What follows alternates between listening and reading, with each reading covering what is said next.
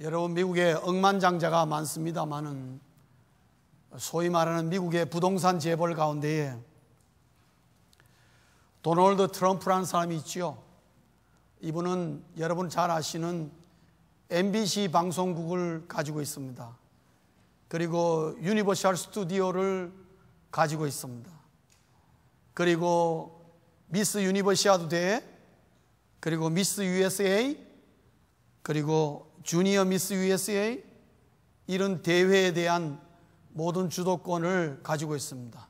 여러분, 그러한 대회가 얼마나 많이 이문이 많이 남는 장사인 줄 아십니까? 미인을 뽑는 대회에 무슨 이문이 있겠나 싶으지만은 그 돈이 많이 되는 장사입니다. 그 외에도 뉴욕, LA, 전 미국에 걸쳐서, 아니 전 세계에 걸쳐서 엄청난 부동산을 가지고 있는 사람입니다. 이 사람이 수년 전에 요트를 하나 샀습니다. 요트를 얼마에 샀느냐? 2,900만 불에 샀습니다. 그런데 이 요트가 얼마나 멋있는 요트인지 5층으로 되어 있는 요트입니다. 그리고 그 안에 룸이 100개가 있습니다. 소위 말해서 100명이 동시에 잘 수 있다 이 말이죠. 그리고 큰 냉장고가 6개 있어가지고 그 안에 100명이 3개월 동안 충분히 먹을 음식이 들어갈 수 있는 양이 냉장고가 있습니다. 그리고 그 배 안에 이발관이 있고요, 미용원이 있고, 미용실이 있고, 병원이 있고, 당구장이 있고, 여러 오락실이 있고, 물론 식당이 또 있습니다. 그리고 영화관도 있습니다. 그래서 영화관 옆에 800개에 이르는 영화에 대한 모든 도서들이 다 구비되어 있는 그런 아주 초호화 요트라고, 요트라고 하기가 참 그 시기할 정도로 너무나 어마어마한 화려한 배를 갖고 있습니다. 그런데 이분이 이 배를 소유하고 그 배를 즐긴 지 한 1년 만에 이분의 입에서 이렇게 말했습니다. 나는 이제 이 배에 있어도 행복하지 않다. 이제 이 배에 있어도 하나도 즐겁지 않다. 그렇게 말을 했습니다. 그래서 제가 트럼프 씨를 만나면 그러고 싶어요. 그 배를 나에게 다오. 정말 그러고 싶어요. 그래 초호화 요트를 가지고 정말 1년 내내 선상 파티를 즐길 정도의 어마어마한 여유를 가지시고 있는 분이 나는 이 배에 있어도 행복하지 않다. 어떻게 그런 말을 할 수가 있는 것인지 정말 서민인 저로서는 도대체 이해가 가지를 않습니다. 그러나 분명한 것은 행복하지 않다 이 말이죠. 예수 안 믿는 사람들도 정말 행복하기를 원합니다. 여러분, 물어보십시오. 그런데 수많은 사람들이 행복해하지 않습니다.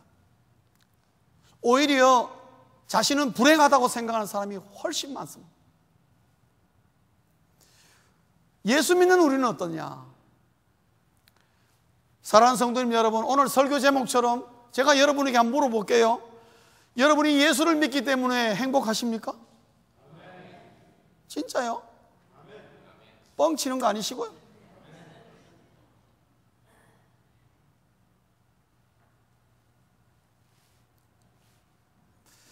예수 믿어 행복하느냐?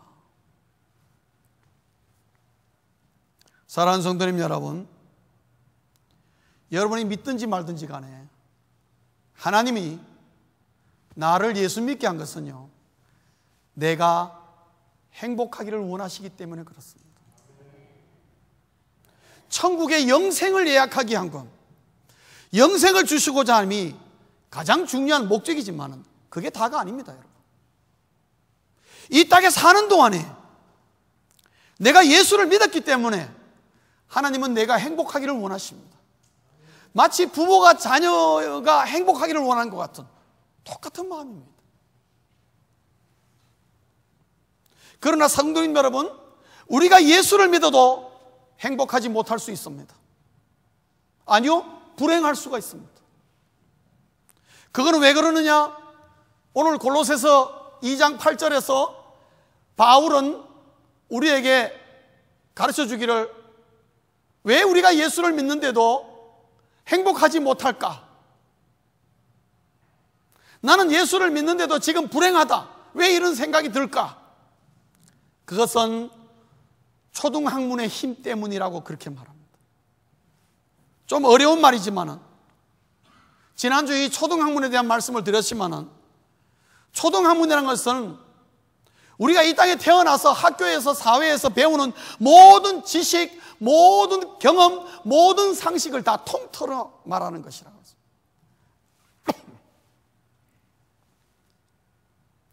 그런데 이 초등학문에 힘이 있느냐? 힘이 대단합니다, 여러분. 이 세상은 초등학문의 힘으로 움직입니다. 정치도 그렇고 경제도 그렇고 모든 사회 전반에 걸쳐서. 그래서 이 초등학문의 힘을 거스릴 때에는 반드시 그 사람은 이 세상에서 외톨이가 되게 되어 있습니다.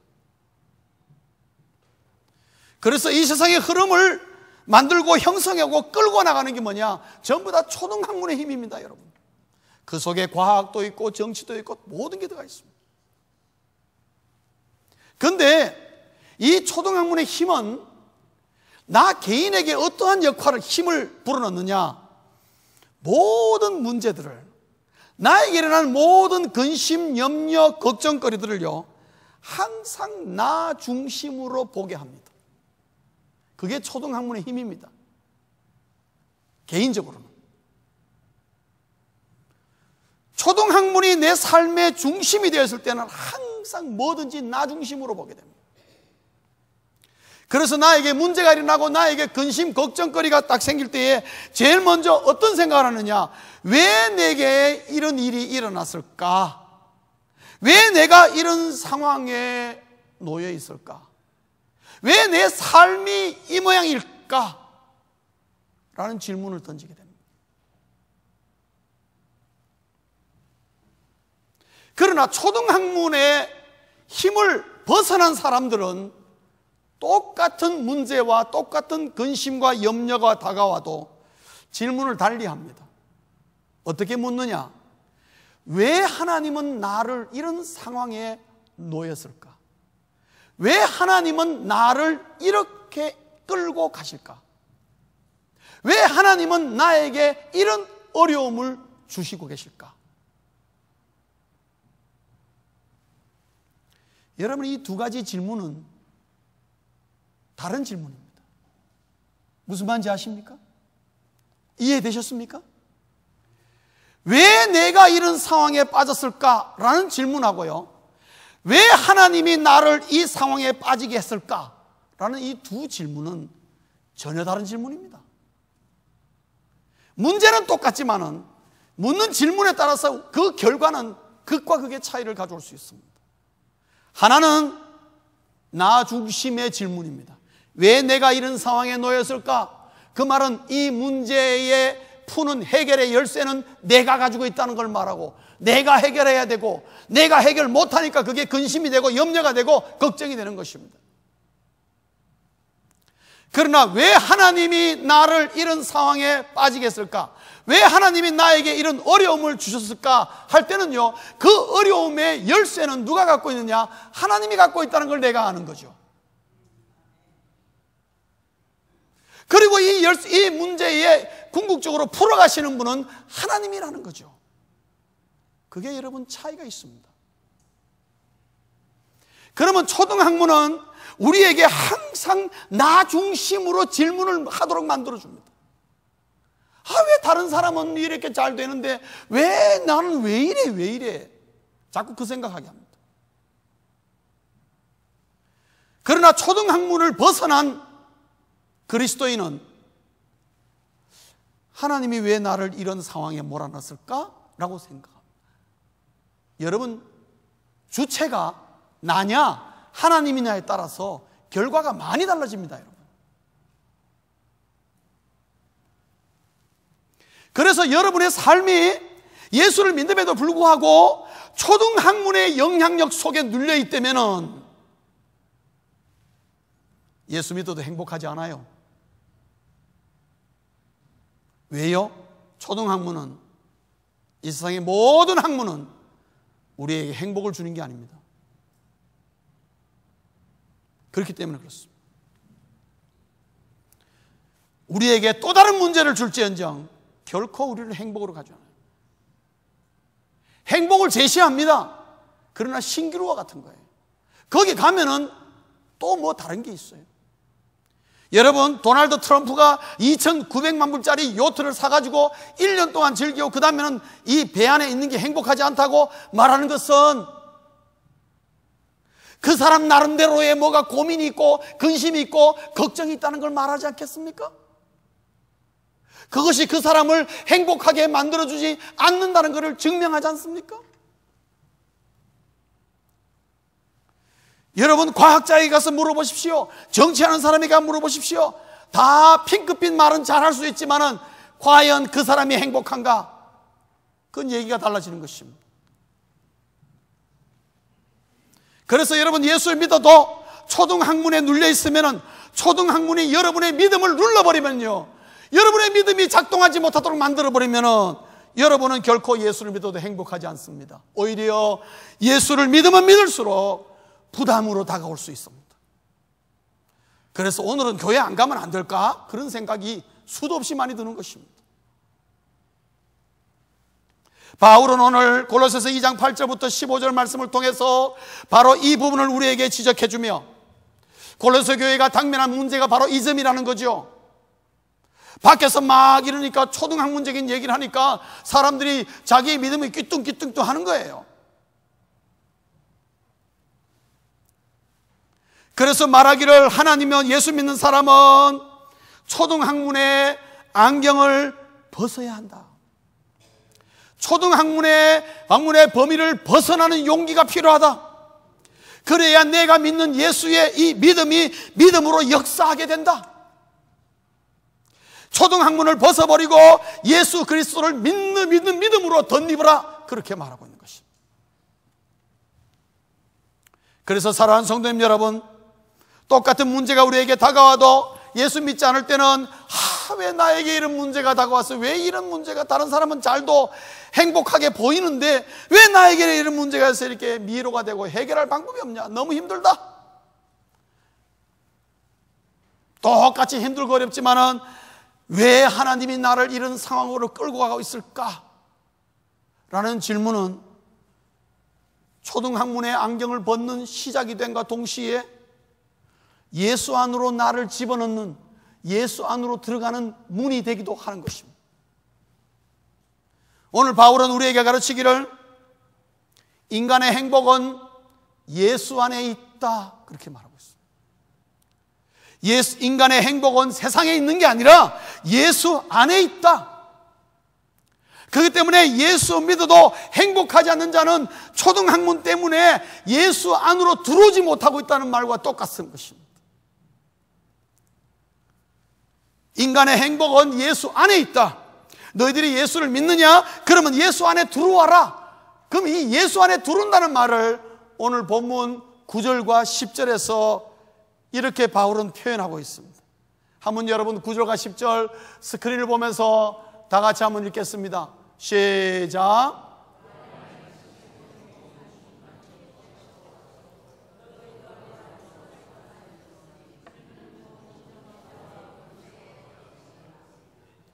여러분, 이 말이 무슨 말일까요? 그 안에는, 여기 누구 안입니까? 예수 안에는 뭐가 있어요? 신성의, 즉 하나님의 모든 것이 그분 육체 안에 거하고 있다. 그 예수님에게는 뭐가 있다? 하나님의 모든 능력이 다 들어가 있다. 실제적으로. 10절에 건너가겠습니다. 너희도 그 안에서, 누구 안에서? 예수 안에 있으면 어떻게 해요? 충만하여졌으니. 이게 누구 충만입니까? 바로 9절에 있는 그 충만이에요. 예수님이 가지고 있는 그 신성의 모든 충만함이 어떻게 해요? 내가 예수 안에 들어가면 어떻게 그것이 어디로 온다고? 나에게로 온다는 거죠. 나에게. 그리고 그것이 모든 통치자와 권세의 머리가 되는 하나님의 주님의 그 능력으로 나타난다는 것을 말합니다. 그러면 예수 안에 거한다는 것은 뭐냐? 그 속에 내 신성에 예수님의 그 모든 능력과 모든 충만이 어떻게 해요? 내 안에서 나타나게 된다는 것을 말합니다. 그게 예수 안에 거한다는 거예요. 그런데 여러분 보면 10절에 보면 그 안에서 충만하여 졌으니, 이 말은 뭡니까? 과거 형태입니다. 그러면 내가 예수를 믿을 때에 예수님의 그 충만이 어떻게 됐다는 겁니까? 나에게로 이미 건너와 버렸다, 이 말씀입니다. 성도님 여러분, 여러분이 예수 그리스도를 믿지요? 그러면 여러분에게 이미 예수 그리스도가 갖고 계시는 그 신성의 모든 충만이 여러분에게 이미 임해 있다, 이 말이에요.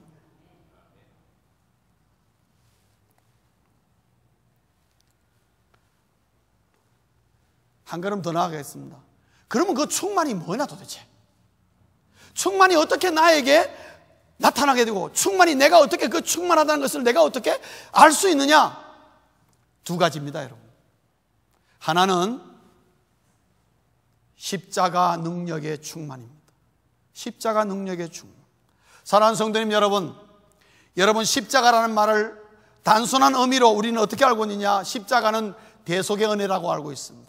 내 죄를 용서함, 맞습니다. 그러나 십자가의 능력이 그것만 말하는 게 아닙니다. 그것이 가장 중요함에도 불구하고 그것만 말하는 게 아니에요. 더 얘기하고 있습니다. 그건 뭐냐? 내가 예수 그리스도의 십자가로 대속의 은혜를 덧입을 때에 나는 사탄의 모든 권세로부터 자유함이 주어진다는 걸 말하고 있습니다. 그걸 더 해야 되는 것입니다. 사랑하는 성도님 여러분, 예수 그리스도를 믿음으로 말미암아 십자가의 보혈의 은혜로 말미암아 여러분이 회개하고 죄 용서 받으셨습니까? 그 순간부터 여러분은 사단의 모든 권세로부터 자유함을 누리게 됩니다. 그렇게 되시길 주의 이름으로 축원합니다. 그렇지 못한 것 같으면 하나님 앞에 예수 이름으로, 십자가 이름으로 회개하시기 바랍니다. 그럴 때 여러분에게 그 자유함의 해방감이 여러분에게 주어질 것입니다. You feel that. 다 느낍니다, 여러분. 회개하는 사람. 사탄의 권세로 자유함을 누린다는 게 굉장히 중요합니다, 여러분. 그 십자가가 우리에게 주는 하나의 능력이에요. 왜냐? 우리가 이 세상의 삶의 현장에서 시시각각 수도 없이 유혹받고 괴롭힘을 당하는 게 바로 이 사탄의 권세입니다, 여러분. 다수라는 이름으로 모든 사람이 그렇게 산다는 이름으로 거기 끌려갑니다. 우리를 끌고 가려고 합니다, 여러분. 그 다음에 십자가라는 말에 이 십자가의 능력의 또 하나는 뭐냐 하면은, 십자가는요 언제나 나를 새롭게 출발하게 합니다. 나를 날마다 새롭게 하는 것입니다. 왜요? 죄 씻음의 능력이 그거예요. 죄를 씻음으로 말미암아 어떻게 해요? 하나님은 항상 나를 어떻게 해요? 새롭게 하시는 거예요. Start again. 성도님 여러분, 어제까지 내가, 지난달까지, 작년까지 내가 내 삶을 볼 때에 정말 부끄럽고 하나님 보시기에 정말 창피하고 예수를 믿는다 하지만 예수 믿지 않는 사람처럼 사셨습니까? 좋습니다. 십자가의 보혈로 내가 죄 씻음을 받을 때에 나는 오늘부터 다시 출발할 수가 있는 것입니다. 내 인생을 더 이상 낭비하지 않고 오늘부터 내 인생을 새롭게 살 수가 있는 것입니다. 그 힘과 자신감이 어디서 오느냐? 예수 십자가의 능력에서 나타나는 거예요. 그게 죄 씻음의 힘입니다. 그래서 여러분 성경에 보면은 구약이나 신약을 써서 날마다 나를 새롭게 하시는 하나님. 여러분 한번 따라 하실까요? 날마다 나를 새롭게 하옵소서. 이게 십자가의 능력입니다. 그러나 세상에 수많은 사람들은요 과거에 매여 삽니다, 여러분. 과거에. 여러분 드라마 보시죠? 영화도 보시죠? 다 과거 얘기가 나옵니다. 어떤 사람은 10년 묵은 얘기, 20년 묵은 얘기까지 계속 끌고 나옵니다. 내 아버지 원수 갚으려고 20년 동안 내가 칼을 갈고 있었어. 이제 드디어 갚으려는. 그래 막 갚으려고 그러면 막 클라이막스라고 시청률 올라가고 막 그렇게 막 짜이고 뒤 짜이고 상관없어요. 하여튼 그래가지고 시청률만 올라가면 되니까 니 죽고 나 죽자는 식으로 막. 그런데 그 내용들을 보면 전부 과거로부터 흘러옵니다. 여러분, 이 땅의 인생은요 얼마나 과거에 묶여 있는지 몰라요. 그런데 여러분, 예수 그리스도의 십자가의 능력은요 항상 우리를 과거로부터 딱딱 끊어주는 것입니다. 오늘 여러분 14절에 뭐라 그랬습니까? 너희의 죄의 문서가 법문서처럼 되어 있는데, 이것의 원문의 의미는 뭐냐? 채무문서예요. 빚진 자, 빚쟁이 문서. 마치 죄가 하나님 앞에 내가 빚쟁이 같이 보였어. 그렇게 쌓여있다 할지라도 예수 그리스도의 보혈은 완전히 씻어버린다. 제하여 버린다. 얼마 만에 한 번씩? 아침마다 말을 시작합니다. 아침마다. 사랑하는 성도님 여러분, 그리스도인의 행복은 어디서 오는 줄 아십니까? 십자가의 능력을 덧입혀가지고 아침마다 나를 새롭게 해서 내가 새롭게 출발하게 할 때에 가장 행복한 것입니다. 기쁘고 즐거운 마음으로 자유함으로 나아가요. 그게 십자가 우리에게 주는 능력인데, 여기까지를 이해하고 이것까지를 내가 누릴 때에 십자가 능력의 충만이라고 얘기하는 것입니다. 내 죄를 사하는 은혜로서 그냥 거기서 끊어버리지 마시기 바랍니다. 죄 씻음의 은혜라는 것은 어디까지냐? 날마다 나를 새롭게 하는 그 아침까지, 매일 아침까지 계속 이어지는 것입니다. 십자가의 능력은 나를 날마다 새롭게 하는 거예요. 두 번째, 부활의 능력. 부활 능력의 충만입니다. 여러분, 우리가 부활이라 생각하면은 단순히 미래에 일어날 어떤 부활, 내가 죽어도 예수 그리스도의 부활의 은혜로 말미암아 어느 날 내가 주께서 재림하실 때 나는 분명히 일어나고 다시 일어날 것이다, 그런 미래적인 의미로서 우리는 생각합니다. 부활할 때. 맞습니다. 하나도 잘못된 거 없습니다. 그것이 가장 중요하겠죠. 그러나 우리가 이 땅에 사는 동안에 과연 부활의 신앙은 뭘까? 우리가 이 땅에 사는 동안에 부활의 신앙은 아무것도 아니냐? 그냥 미래에 남겨둔 하나의 소망일 뿐이냐? No, 아닙니다. 성경을 보면은 부활의 신앙이라는 것은 오늘 나에게 얼마든지 역사하는 것이요.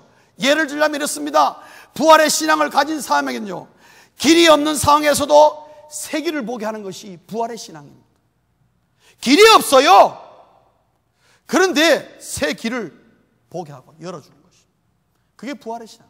사랑하는 성도님 여러분, 유대인의 지도자들과 사단마귀가 생각할 때에 예수님을 십자가에 못 박아 죽여버렸습니다.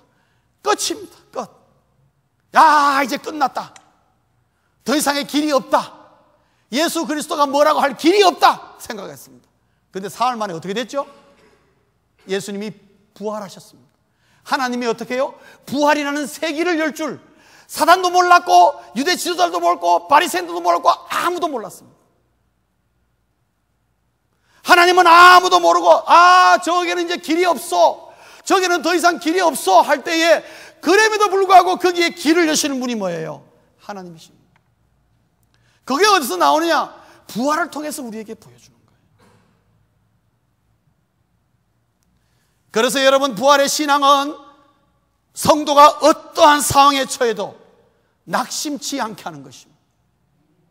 성도님 여러분, 아주 어려운 난관에 처했습니까? 여러분의 힘으로 풀 수 없는 숙제가 있습니까? 부활의 신앙을 붙잡으십시오. 부활의 능력을 믿으십시오. 이 부활의 능력은 내가 어떻게 할 수 없는 최악의 상황에서도 결코 나를 낙심치 않고 절망에 빠지지 않고 오히려 위로하며 새로운 소망을 주시는 것이, 그게 뭐냐? 부활의 능력입니다.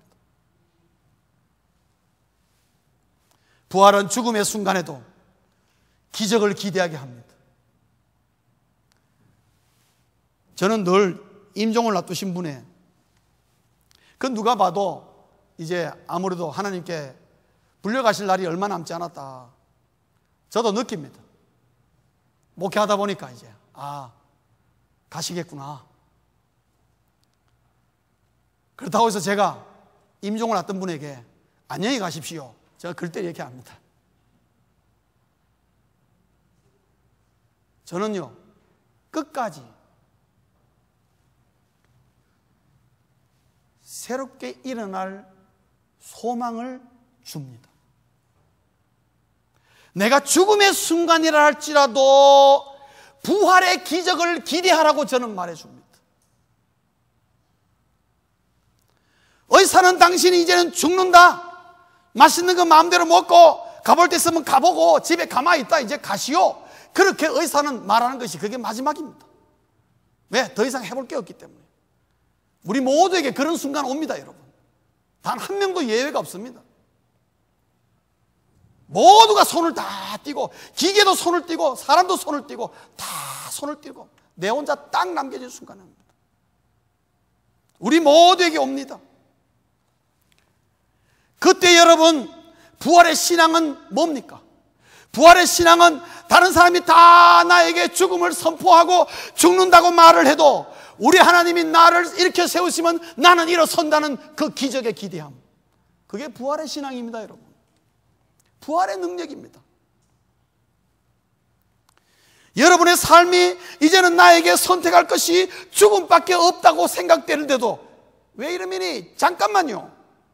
내가 이제 인생 사는 동안 더 이상 살 소망도 없고 살아야 될 이유도 없고 이제는 내가 절벽 위에 목사님 서서 내가 선택할 것은 죽음밖에 없습니다. 천만에 하나님은 우리에게 말씀하시기를 그 절벽 위에도 네가 뛰어내려도 내가 너를 천사를 통해서 걷어 올리겠다. 네가 너에게 새로운 기적과 새로운 살 소망을 주는 분은 나라는 것을 하나님은 수차 누도 없이 우리에게 많이 보여주고 가르쳐주고 있습니다. 사랑하는 성도님 여러분, 부활의 능력은 말이죠, 끝까지 나에게 새로운 소망을 주는 거예요. 사람은 소망이 없으면 끝입니다. 소망이 없는 사람은 살아도 사는 게 아니에요. 항상 사람은 소망을 갖고 살아요. 그런데 이 소망은요, 이 세상에서는 소망이 우리를 실망시킬 때가 너무 많아요. 그래서 많이 속아요. 그러나 하나님이 우리에게 주시는 소망은 결코 애누리가 없는 것이에요. 그게 구원의 힘이에요. 그게 부활의 능력이에요. 부활의 능력이 가장 충만한 것은 뭐냐? 나에게 항상 소망으로 그 소망을 바라보고 달려가게 하는 것. 그 힘이 어디서 나오느냐? 부활의 신앙에서 나오는 것. 그래서 예수 안에 거한다는 것은 뭐냐? 십자가의 능력을 안다는 것이요, 동시에 부활의 능력이 뭔지를 아는 것입니다. 정리를 하면요, 충만이라는 것은 뭐냐? 하나님의 능력이 십자가와 부활로 내 삶에 극대화되는 것, 이게 충만이라. 다시 한번 말씀드릴까요? 주님이 오늘 본문 9절과 10절에서 말하는 충만, 예수님의 충만이 나에게 건너왔는데 그것이 뭐냐? 하나님의 능력이 십자가와 부활로 말미암아 내 삶에서 극대화되는 것, 즉 하나님의 기운이 나에게서 뻗쳐나가는 것을 말하는 것입니다. 성도님 여러분, 하나님의 기운을 느끼십니까? 여러분, 하나님의 기운을 느껴본 적이 있습니까? 하나님의 기운을 느끼셔야 돼요.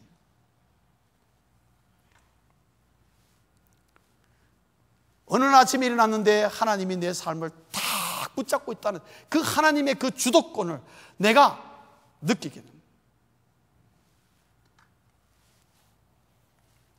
그게 충만이에요. 충만. 그때는 두려움도 없어요. 겁도 없어요. 뭘 해도 자신감이 생겨요. 하나도 걱정될 게 없어. 그게 하나님이 기운이 나에게 주는 그 파워입니다. 하나님이 나를 딱 붙잡고 있는 거예요. 이 순간에 하나님이 나를 붙잡고 있는 거예요. 우리 모든 성도님들에게 이 충만이 넘치시기를 주의 이름으로 축원합니다. 이게 주 안에 거하는 자에게 주어지는, 이 충만이 나를 장악할 때는요, 예수 안에서 행복하지 않을래 않을 수 없어요.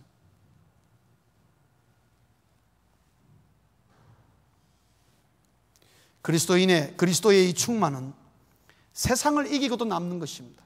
그래서 15절에 뭐라 합니까? 모든 통치자들과 권세들을, 그들을 어떻게 해요?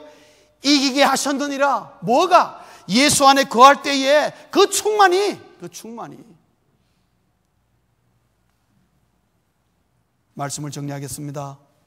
예수 믿는 자에게 주시는 행복을 누리시길 주의 이름으로 축원합니다.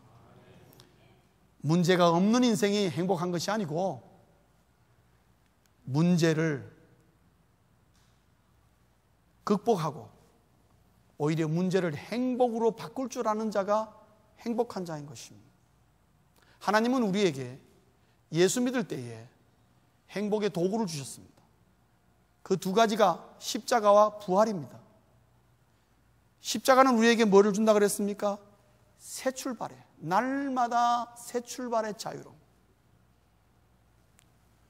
두 번째로 부활은요, 항상 나에게 새 길을 열어주는 소망이에요. 누가 뭐래도 상관없어요. 부활의 능력을 의지하는 자는 항상 그 앞에 새 길을 하나님이 열어주신단 말이죠. 날마다 나를 새롭게 하시는 이 십자가의 능력, 어떠한 상황 가운데서도 하나님이 열어주시는 그 새 길을 경험하는 자가 어찌 행복하지 않을 수 있겠습니까? 뭐가 겁이 나서 행복을 빼앗기겠습니까? 뭐가 두려워서 행복을 빼앗기겠습니까? 인생은 하나님으로 충만하면 행복하다는 것을 말하고 있습니다. 그리고 그것의 열쇠는 십자가와 부활의 능력에 있다는 것을 우리에게 바울은 다시 한번 강조해 주며, 골로새 교인이 예수를 믿음으로 말미암아 그들이 처음에 누렸던 그 행복을 빼앗기지 말고, 초등학문을 가진 자의 위협 속에 빼앗기지 말고 잘 그것을 지키기로 당부하는 말씀으로 이 말씀을 주신 것입니다.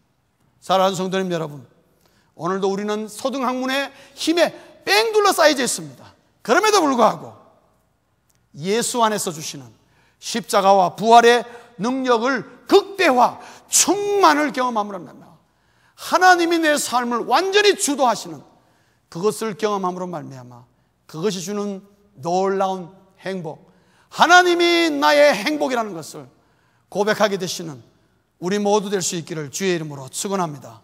기도하시겠습니다.